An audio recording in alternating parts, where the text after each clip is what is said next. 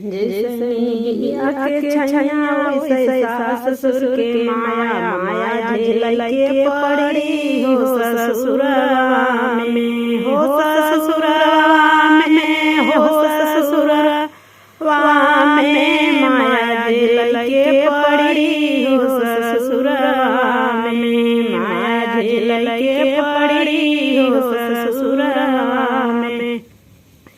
जैसे साड़ी में कबाडर वैसे ससुर जी के आडर आडर झेल के पड़ी हो ससुरवा में आडर झेल के पड़ी हो ससुरवा में हो ससुरवा में हो ससुरवा में आडर झेल के पड़ी हो ससुरवा में आडर झेल के पड़ी हो ससुरवा में।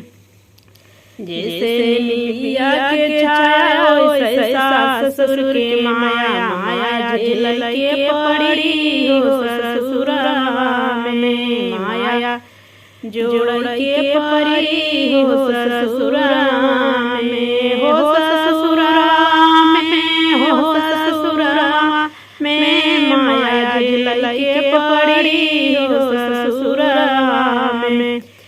जैसे चाबी के गुस्सा वैसे देवर जी के गुस्सा जैसे चाबी के गुस्सा वैसे देवर जी के गुस्सा गुस्सा झेल के पड़ी हो ससुरवा में हो ससुरवा में हो ससुरवा में गुस्सा झेल के पड़ी हो ससुरवा में गुस्सा झेल के पड़ी हो ससुरवा में। जैसे निबिया के छैया वैसे सास ससुर के जैसे निबिया के छैया वैसे सास ससुर के माया माया झेल के पड़ी हो ससुरवा में माया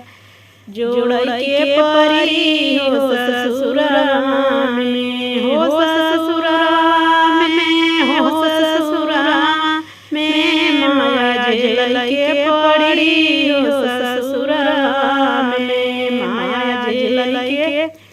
पड़ी हो ससुरवा में।